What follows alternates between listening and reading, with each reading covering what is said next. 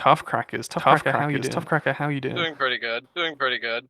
Awesome. And then also another Chaotix runner is joining us. I just realized you were deaf and oops. Smile. That's all right. Moving. But yes, S2 is here as well. Hello. Yeah, we were gonna get some gaming done. I imagine you'll know how quickly time will start. Try and land on us starting our time as quick as we can. All right. We are ready when you are. Alrighty. 3, 2, 1, go. I was about to say good luck, but I don't need it. He doesn't need it. He's too good. Too good for you, man. Right, so for the folks who don't know, Nox Chaotix 32x release. This came out, I can't even remember anymore. It's been a while since I played this, but the whole mechanics and stuff about the game is this throwing and being tethered to a partner, which makes for a completely different speedrun to a whole load of the classics, which you can see some examples of now, but things are about to step it up just a bit of a notch. I'm going to let the game sort of do a little bit of explaining, and then we'll go into the deeper mechanics of this. Fellas, what the heck just happened? Well, lots of things. So, man, it's moving so fast it's a little hard to describe all of it, to be honest. But there's ways you can get through pretty much every single wall in the game by gliding at it and turning around at the last second. So we're seeing Tuff kind of throw the characters to build up crazy amount of momentum, just kind of as general movement, and then when he gets up to walls, he's clipping through all of them. So it's basically just about drawing the straightest line from the start to the finish of each level. Your walls are basically a suggestion in this game. Definitely staying true to the Sonic mantra. So yeah, that would take us around, how long would that take us? About a minute. Yeah, about a minute 10. So Tuffcracker getting through that nice and lovely. And then this is a big deciding factor, but the TAS, we want a light character, and no one is more suited for this run. Not the lightest character, we have Charmy V, but Knuckles and Mighty are the lethal duo when it comes to this run. Yeah, I believe Mighty's the fastest character of them all. Indeed. Well, he is, for the nerds out there who might know, he's effectively a reskin of Sonic. Sonic sprites can be found in this game, deep in the game. And it looks like Mighty sort of copied his whole flow, but that's alright. We are on our first main stage of the game, Techno Tower, which, blink or you'll miss it, this is a TAS. Some more linear kind of gameplay for this one, so not too much clipping, just flinging ourselves right to the end, and trying to land on minus rings to finish off. Now, if you have a look at our countdown for our time bonuses and all that, we only go down by minus 100%, so that is the quickest way to, make sure that we don't spend too long after every level on those. So you're going to be seeing that in, I think, every stage, minus the bosses. Nope, every stage. Every stage, even the bosses. Every stage until the final boss. Yep. Yeah, this game is actually beatable ringless too, except for that final boss. So you definitely can get through with massive amounts of debt. One thing I do want to point out for people who may not be familiar with this game watching, I believe Tuff has it where he goes in a row in all of these, like he's got all the Techno Towers in a row, all the other stages. But one of the other main mechanics of this game is that hub area where it's actually random what stage you get. So if you're to play this game normally and not, manipulating every single aspect of the game, you would just kind of be getting different stages in a random order, which does kind of keep each playthrough of this game fresh, because it's never, no two playthroughs are exactly the same. Well, if we're not talking about a tool-assisted speedrun. Whereas the playthrough for this is exactly the same. Well, hopefully exactly the same as Tuffcracker originally developed. But you can see he did a little fling there going the opposite way to make sure he gets all that speed and then does a clip through that sort of diagonal bit of wall, which is something that might seem a bit scary and something you'd be like, oh, surely only the TAS can do that. But yeah, the walls are a suggestion in this game, and it's something that runners, real-time runners, can also abuse. Because that's the game. Yeah, it's super easy to clip into walls if you have enough speed. Yeah, that's something that you don't see too many real-time attack runners doing, but if you check the current world record by Hagenberg, he's utilized that really, really nicely. Definitely worth checking his run because that is filled with swag, and it's pretty much this, but of course not as absolutely bonkers as this. A 6-second, like, Oh my God. who does that? Yeah, it's fun. While we're on the topic of Hagenberg, he's fairly, in the grand scheme of things, like, new appearance in the Chaotix community. So for a very long time, runners were playing with Charmy B, who can kind of freely fly around the stage. And so it was kind of the assumption that that was just the fastest way to get through the game. But Hagenberg actually kind of took a look at some of the TASs and figured out, we can adapt this to real time. We can actually start doing some of these strats in real time. And so now runners are actually using a lot of these strats in the run, which in my opinion actually makes the run both more consistent and just a lot more fun. So it's been really cool to see, like, now the RTA strats, but way more optimal through Tuffcracker's TAS. Yeah, and like most of the individual levels, like the quickest way that you can complete them would be with a combination of Knuckles and maybe another character. So it's nice. We thought, we'll only keep that to ILs, and that's something that we can you can grind out, and you're like, oh, maybe that won't come around to full game runs, and then here we are, and there Hagenberg is, and S2 also does a little bit of running with these two characters. Yes. I believe Hagen actually uses SBO as his partner because SBO is fairly Similar. like, still valid, still viable.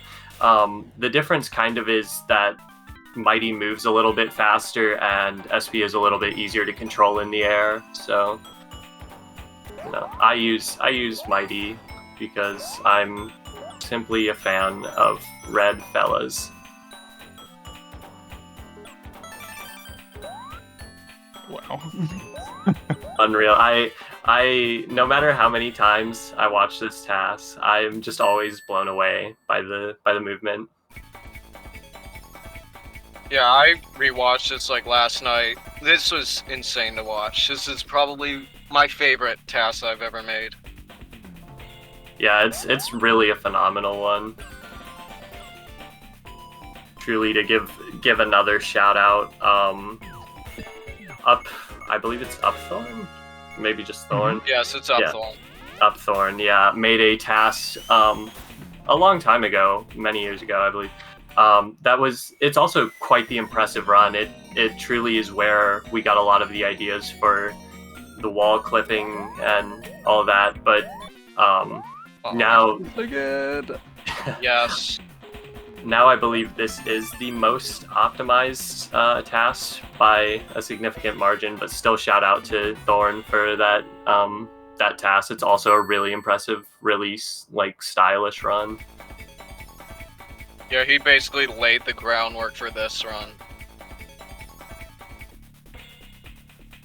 Oh, phenomenal stage.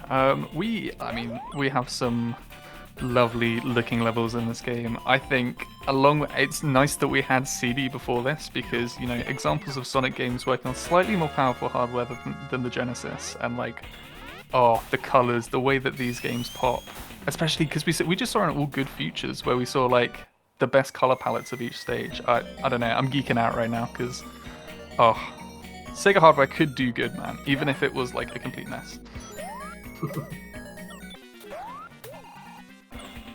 So some of these platforms that these two are going through are, like that one there. You can go through them, and then you can also just not go through them. But we find our ways, and the game likes to push us upright, which is convenient because, especially for Amazing Arena, most of the levels have the finish line at the top right of the stage, and you can spin dash and get your way out of the walls to get to the signpost, which signpost can lead to some funny moments. I don't know whether you had this in the TAS Tuffcracker, but there have been multiple times, especially on marathons, where this game likes to just slow down. Like, almost to a complete halt. I think I recorded a IL where it had this sort of glitch, strange phenomenon thing, where the signpost span around for... It was a little over an hour, I believe. I think the signpost spun for 20 minutes, and then the results screen, but after it, still took ages to like transition out. And you've just hit the signpost from underneath. Yep. Where'd they go? Wow. This was actually unintentional. I was trying to get up top, but then I saw, oh, I'm underneath it. Let's leave that in. Let's go. Love the swagger. Yeah, so I think it might be a 32x thing, but yeah, it's interesting. This game is certainly interesting to say the least. And I was talking about color palettes. You might notice that we'd be going into stages, but they look different every time we go into them. This game has a time of day mechanic, which is just an excuse to enjoy the levels looking a little bit different. Which I think this game looks gorgeous. I also want to mention the time of day cycle also changes level layouts. Just slightly, though. Indeed. Yeah, it changes level layouts, changes, where the rings might be, what kind of boxes you'll pick up, what enemies will spawn where. So it's something to sort of keep in mind a little bit. It's less important now in real-time speedruns, but when it was with Charmy, I was just like, oh, the run's gonna die if I don't get a speed shoe here, which was a little bit silly of me, but yeah, it's another interesting mechanic to deal with, because as you can see, we're not exactly choosing which level we go to. We can if we were very patient, but how we decide is just throwing our partner at a bumper and seeing what happens while taking a spin dash.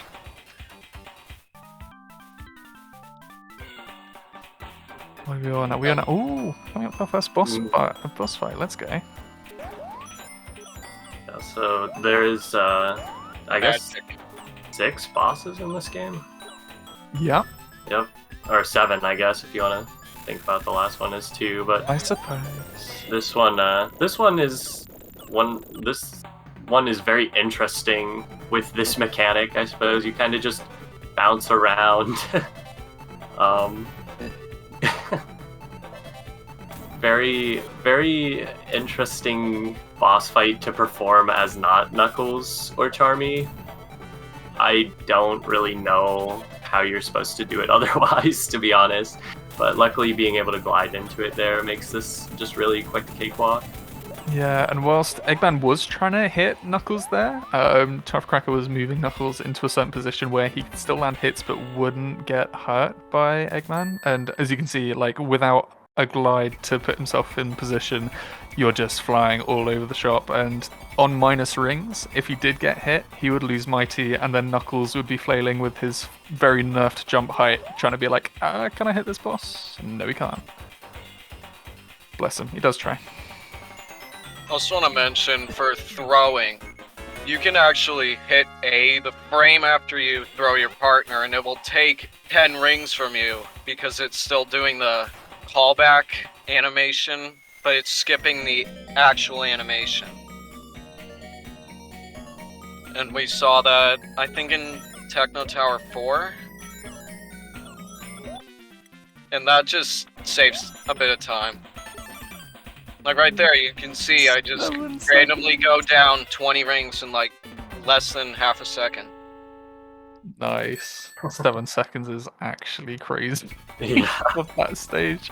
Because Yeah, I mean, we can keep on making comparisons to the real, like the real-time runs, but I think we've just got to marvel in what this game does. Because, remind me, Tuffcracker, what is there is an in-game timer for this game, so we're spending loads of time in the hub world, transitioning between each stage, but there is an in-game time. Tuffcracker, do you remember what the in-game time is for this run? Let me check. Because at the moment, like, sort of runs in ye old days would run about the 20-minute in-game time mark, and then people went a little bit harder on the game, and the current world record by Hagenberg with using these two characters has an in-game time of 13:32, which is almost 5 minutes quicker than the second place time. Which is mad, which is absolutely crazy.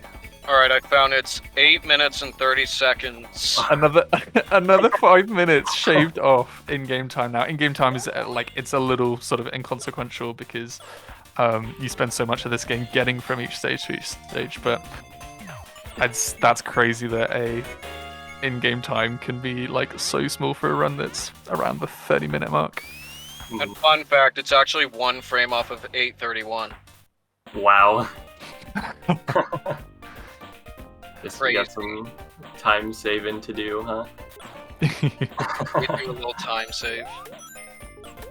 Yeah, one thing I would like to say is about what Hibnotix was just saying. This game is like deceptively easier to learn than you would initially think, because when you look at it, you're like, oh, this game, like, the average run is in like the 40 or 50 minute range, but you spend like half of it in the hub world, so there's a little bit less like learning of level layouts to do than you'd think. Honestly, without all these transitions, it'd probably be like 10 minutes faster. Yeah, genuinely. Yeah. But yeah, we got to taste some Marina Madness. We are going back to Marina Madness, which I've heard a lot of people say that this is their favorite song from the game, and I understand it. This game has some incredible music, and this is just one good example of it. So we could do some jamming out. I'm in that crew. I am self-proclaimed Marina Madman. I love this level. Tuffcracker, can you slow down so we can hear the music a bit more, please? Thank you.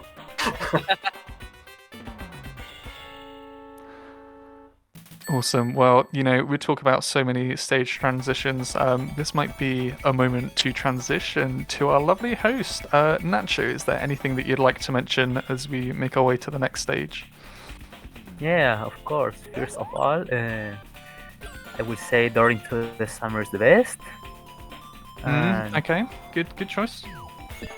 Second one, we don't have any current donation, but you can donate.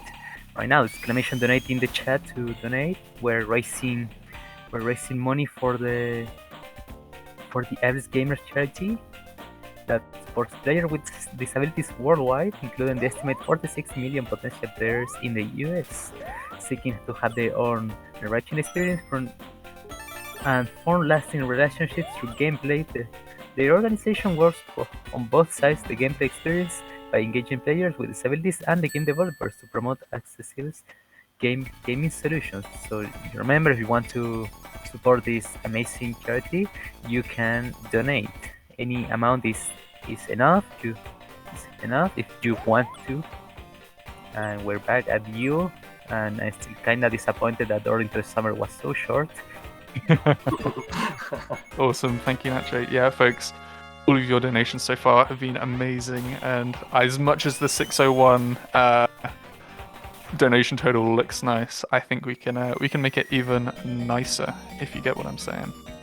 But we're an amazing arena with the music that could put you to sleep, but let's see how quickly we change the music.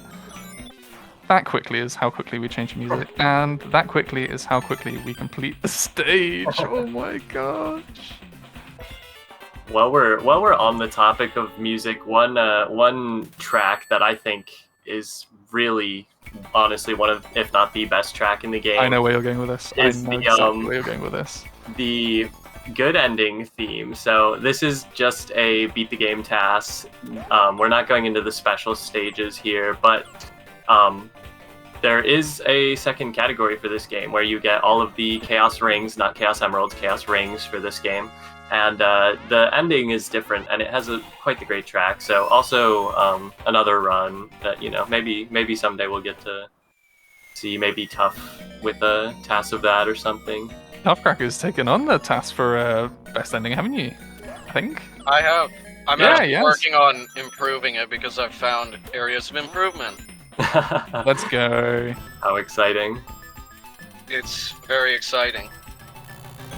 Yeah, best ending is actually really truly a great run as well. The special stages for this game are really interesting. They're really cool for being on the 32X. They're like in maybe a pseudo 3D. I don't know how to describe them that well, but they are very cool. I enjoy the best ending run of this game.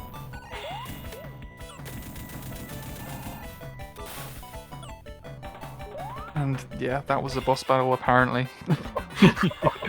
It's just I love how trivial a TAS makes this sort of thing, because this can be something that you have to worry about, especially if you're low on rings. But the TAS knows its ring management. It knows when to get the hits in. It knows how to do the dodges. Yeah, truly a sight to behold. So that's already through 2 sets of stages. So doing well, Tuffcracker. Well done on how well you've played so far. Thank you.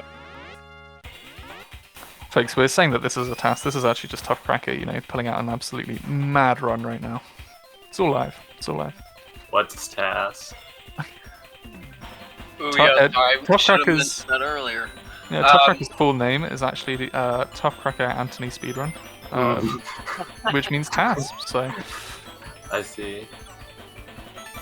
Yeah, if you don't know what a TAS is, TAS stands for Tool Assisted Speedrun, and a Tool Assisted Speedrun is basically, it's not being done in real time by a human.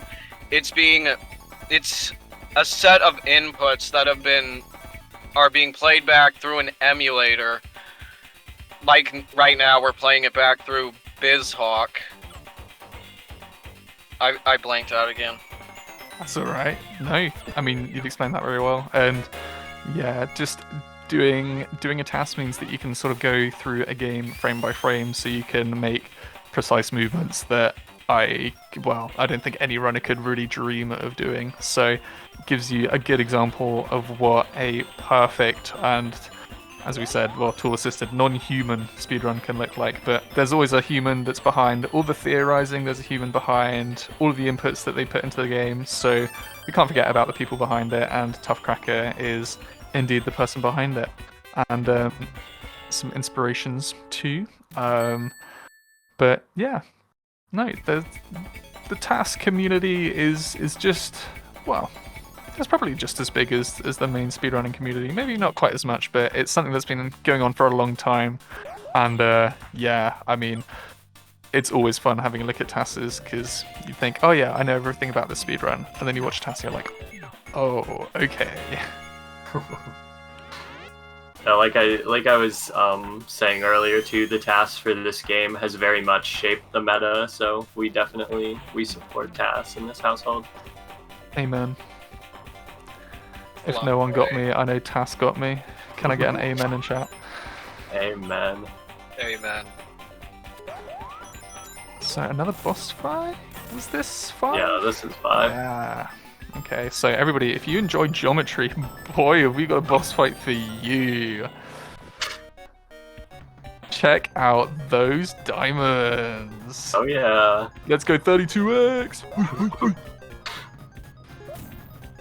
So yeah, Robotnik just flexing his prowess. He's been given some new powerful tools to show off. There was a really cool reflection in that boss sort of machine thing, but Tuffcracker was just going a bit too fast.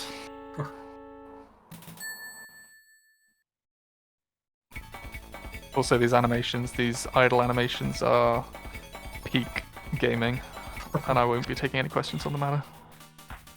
You're not wrong. Alright, so that's one more of one set of stages, and then I saw we were on level 3 of Speed Slider, so just getting through these wonderfully fast.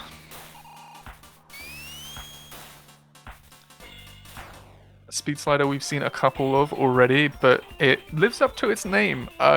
Speed Slider is usually one of the fastest runs when it comes to doing real-time attack attempts. But also with the TAS, like we're probably going to be getting there around the 7-second mark again. I spoke too soon, but it's still pretty quick. Speed Slider is speedy. Also, like, what the heck is going on in the background? Hibnotix, the only person who can oversell a TAS's skill.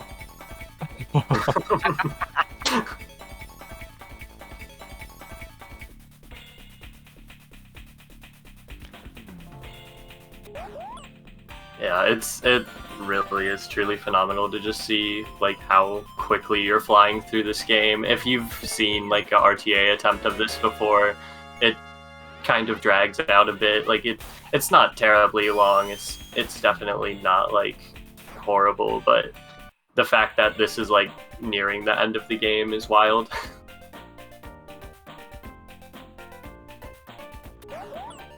So, Marina Madness, this is one button that you do have to switch. I don't know whether there are any others that happen in this particular route, but that can become an issue for some runners. But as you can see, one button switch, and then about only a few seconds later, we're in the boss. And Geometry, everybody! Shout out to the Geometry fans in chat, because Geometry... This is the true power of the Sega 32X. I'm so glad that we spend time just looking at this wonderful creation instead of fighting the boss. Yes. They were really proud of this one. And now the boss can be hit. Lovely. So the way that the boss does damage here is the funny, lo and behold, the Geometry, but Tuffcracker is trying to utilize the throwing to just point out the weaknesses where the triangle, prism, whatever things aren't going to be hitting. And look at that, a 104, making sure to throw Mighty away at the end so that we don't get the long bonus. You love to see it.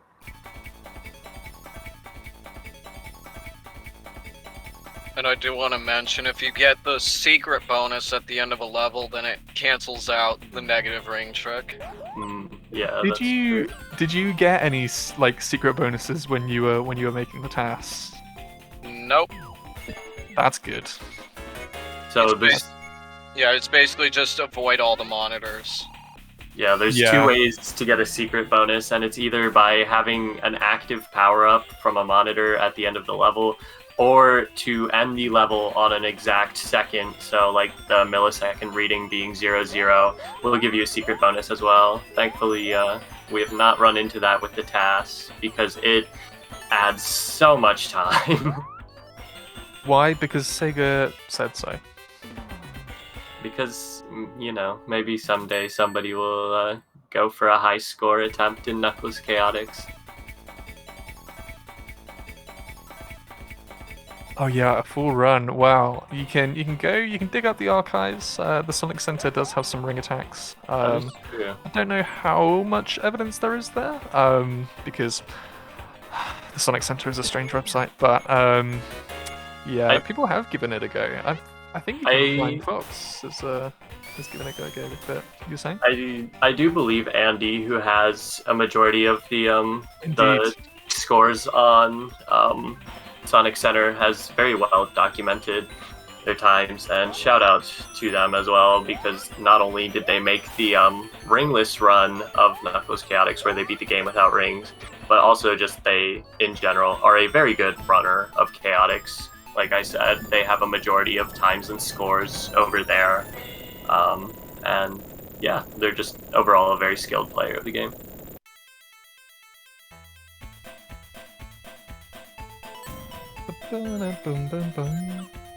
So one mechanic about this boss that I might not be able to finish the explanation for is the floor is moving constantly to the right. So you saw they were kind of sliding that way the whole time, and Tuff was kind of having to fight to just stay on top of the boss's hitbox. This is, in my opinion, probably the trickiest boss fight in the whole game. To do well, yeah. Yeah, It's got epic music though. it does. It very good. It soundtrack. does. It's taking you to the circus because you're the clown. But we have finished all of the main stages. So what comes for us next? Well, all of the screens are going to be blacked out, and we're going to be joined by a familiar rival. What's in store for us now, fellas?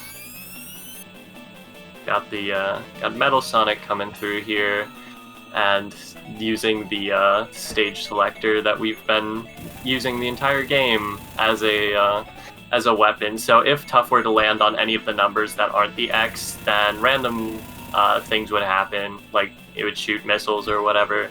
But Tuff is going to hit the X every single time and basically just immediately blow up Metal Sonic without him moving at all. This is something that very easily traps casuals. They're just like, wait, why am I not moving on? I thought I'd activated all the BB traps, but it's managing to land on that X, which is the main thing to do. We've got some story. What's happening? Beats me.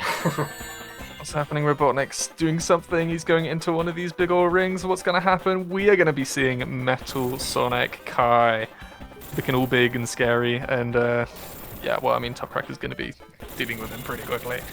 Sonic Mania fans may recognize this character. So he's got rid of one arm, and now he's got the other one to take away as well. He can just use Mighty as a sacrifice. Nice and easy throw. As he lands, it's a little explosion, but we're going to explode his arm off. And then the last couple of hits will be against his noggin and his belly. So we'll go on to the next phase in one more hit. Yeah. So he also shoots. Timer. Yeah, he shoots a laser out of his belly, but as you can see, the hold mechanic is coming through nice and strong. And then Tuffcracker, you can call time when it's ready. Now, that throw is the final. GG. GG. Ending that boss in just under a minute. Nuts. And then, you know, you can be as fast as you want in a speedrun, but the world is doomed, so I hope you're happy, Tuffcracker. I am very happy. Alright, at least Bro's being honest about it.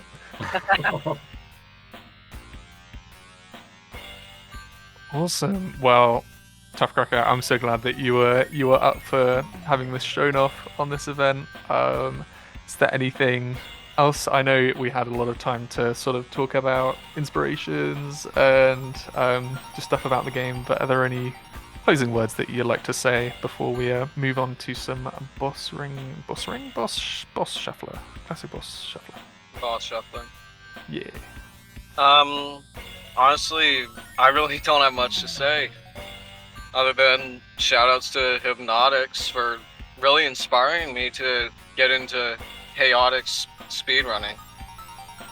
And another shoutout to Hagenberg for his run, which basically started this whole venture. Yeah, Hagenberg is incredible. Definitely worth knowing about.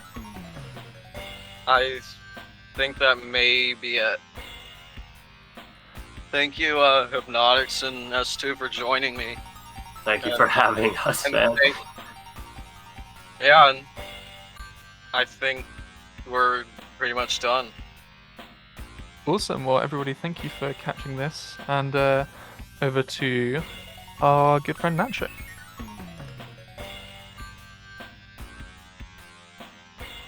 Nacho. Yeah, sorry, I was expecting because I didn't know when to talk. Anyways, That's alright. That was an amazing run. That was an amazing task. And we're getting ready for the next run, the boss shuffler. You have made it to the second upgrade, so we're going to see how it's going through unlimited bosses. Let's go. This is going to be good, folks.